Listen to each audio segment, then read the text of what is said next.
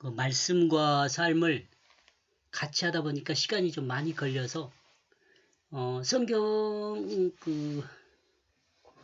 옛날처럼 공부하는 것을 먼저 하고 그 다음에 말씀과 삶을 정리해 보는 걸로 이렇게 별도로 찍어서 별도로 찍다 그 녹음을 해서 이게 하루에 지금 지금 시편 4편 7절에서 8절을 2번 하는 거죠. 이렇게 해보려고 합니다. 조금 그 대신 이제 하루에 다 올리는 거죠. 네. 말씀 먼저 보겠습니다. 시편 4편 7절에서 8절요. 주께서 내 마음에 두신 기쁨은 저희의 곡식과 새 포도주와 풍성할 때보다 더 나으니이다. 내가 평안히 눕고 자기도 하리니 나를 안전히 거하게 하시는 이는 오직 여호와시니이다.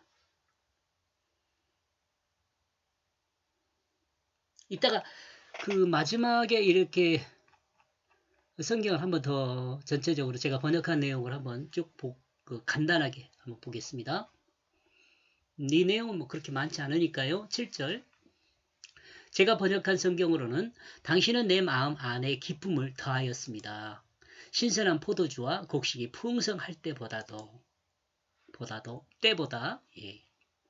이 땅의 육신의 생각은 육체를 위한 그 필요에 집중되어 있습니다. 그러죠?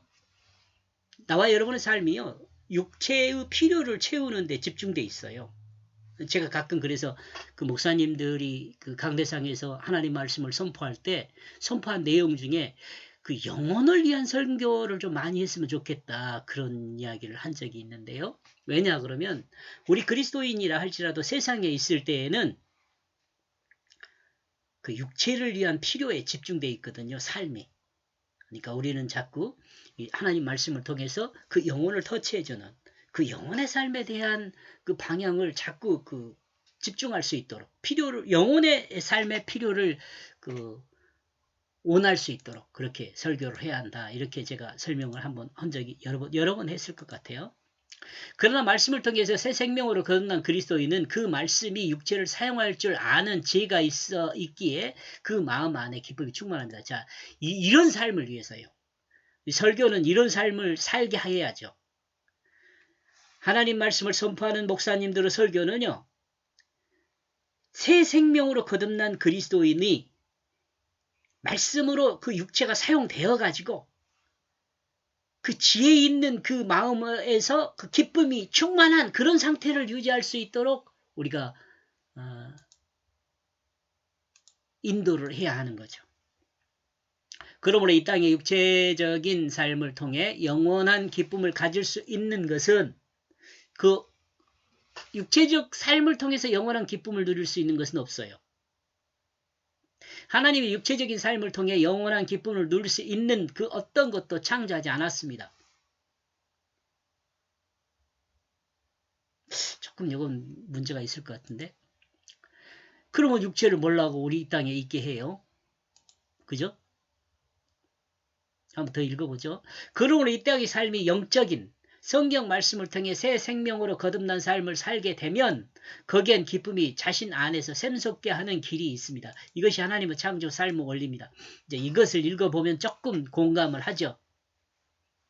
이 땅에서 육체적인 삶, 육체를 위한 삶은 육체를 위한 삶. 그러니까 그 앞에서 설명한 육체의 필요에 집중되어 있는 그 삶은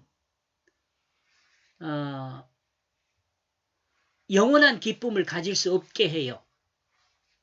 그러면 맞죠, 말이? 육체적인 삶을 통해 영원한 기쁨을 가질 수 있는 것은 그 어떤 것도 없습니다. 육체를 위한, 육체적인 삶 또는 육체를 위한 그렇게 적어볼까요?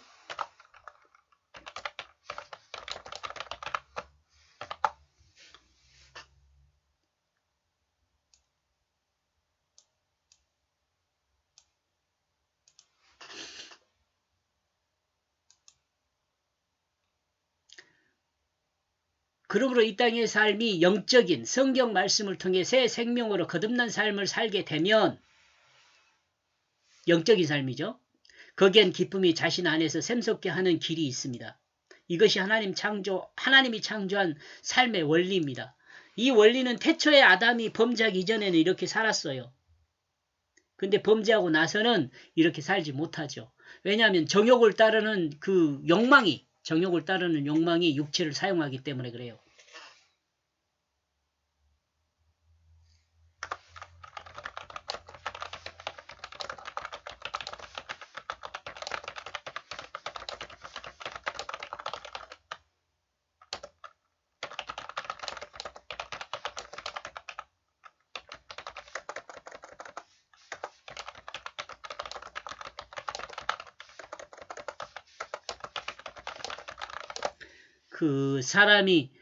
그러나 정욕을 따르는 욕망이 육체를 사용하기 때문에 하나님의 그 창조 원리를 따르지 못하게 합니다.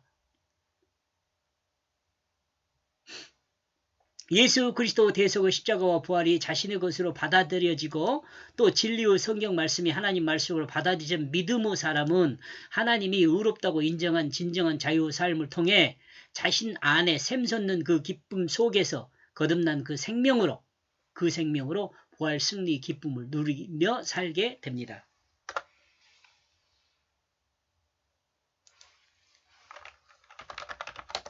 문장이 좀 길지만 문제 없어요. 예, 살게 됩니다. 기쁨을 누리며 살게 돼요. 새 생명으로 살아야 돼요. 새 생명. 어디 있죠?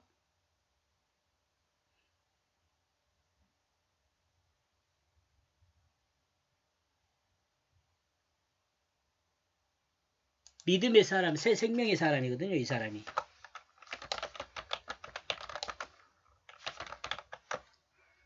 새 생명의 사람은 인정하시고 거듭난 새 생명으로 부활 승리의 기쁨을 누립니다.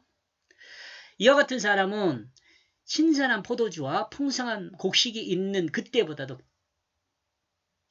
큰 기쁨을 누려요.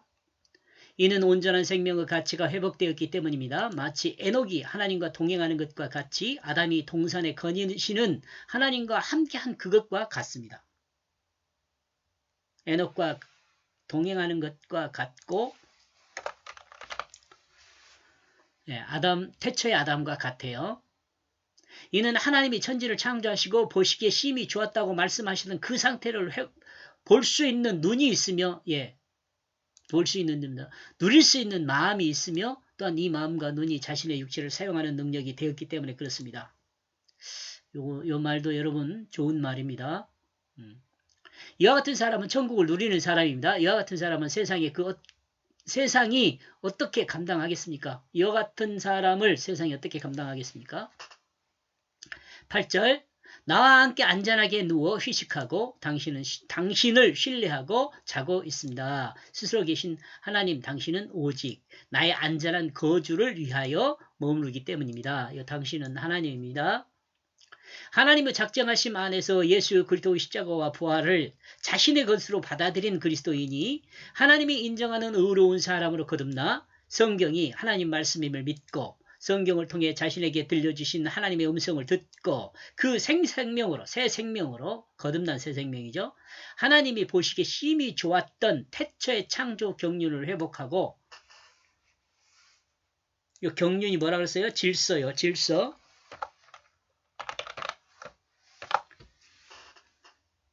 질서를 회복한 그 눈과 마음으로 자신의 육체를 사용하는 지혜를 가졌다면 영원히 스스로 계신 하나님과 동행하는 삶으로 완성된 영원한 하나님 나라를 누리게 될 것입니다.